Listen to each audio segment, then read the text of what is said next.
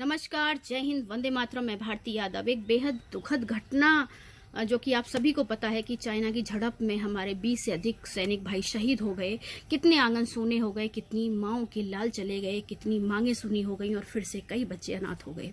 लेकिन किसी पर कोई फर्क नहीं पड़ता है साहब। शहादत पर भी सियासत फिर से जारी है। जो हर बार होता है, दो ही लाइन बोली जाती हैं कि सैनिकों की शहादत बेकार नहीं जाएगी और इसका बदला लिया जाएगा,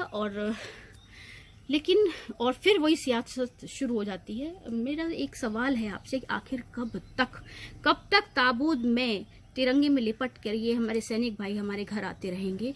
कब तक हमारे घर उजड़ते रहेंगे?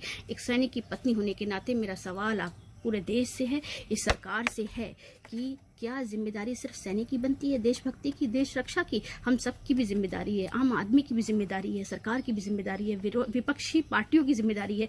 सबसे बड़ी बात, जब सेना शौर्य दिखाती है और दुश्मन से लोहा लेती है तो बड़े बड़े होर्डिंग्स पूरे देश में टांग दिए जाते हैं कि सरकार ने ये किया, वो आक्रमण किया, पाकिस्तान के ये दांत खट्टे कर दिए। वो सैनिकों के शौर्य पर भी सियासत होती है और उसका श्रेय लेने की होड़ लगती है। आज जब मेरे सैनिक भाई शहीद हुए हैं तो मैं ये पूछना चाहती हूँ कि उस शहादत का कोई जिम्मेदारी लेने वाला क्यों नहीं है? आज कोई भी पार्टी क्यों नहीं कह रही है कि किसकी कारण ये हुआ, कहाँ चूक हुई, किस वजह से हमारे आंगन सुने हुए? इस बात का जब शौर्य का श्रेय ले सकते हो तो शहादत की भी जिम्मेदारी आपको लेनी पड़ेगी।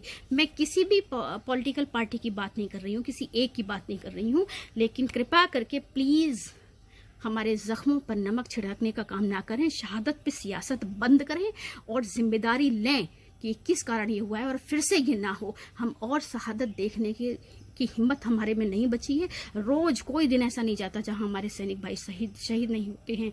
सेना रोज लड़ रही है, पाकिस्तान से भी लड़ रही है, चाइना से लड़ रही है, कोरोना से लड़ रही है, उनके ऊपर मानसिक प्रेशर है, हमारे घर तबाह हो रहे हैं, लेकिन किसी के ऊपर कोई फर्क नहीं पड़ रहा है। एक के बाद एक चीजें होती रहती हैं, बयानबाजी होती है, सियासत होती है, बात खत्म।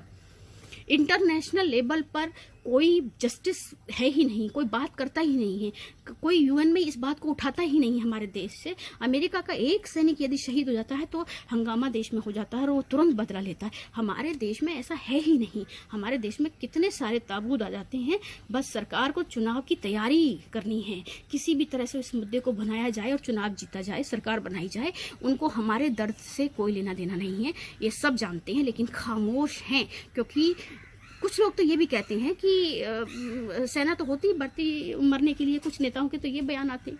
तो भाई ऐसे लोगों के बच्चों को सेना में जाना चाहिए और उनको शहादत देनी चाहिए, और जब उनके बच्चे शहीद होकर उनके आंगन में आए तब वो ये लाइन बोले तो मुझे बड़ा अच्छा लगेगा कि सेना तो मरने के लिए भर्ती हुई है, उनको पैसा इसी बात का मिलता है।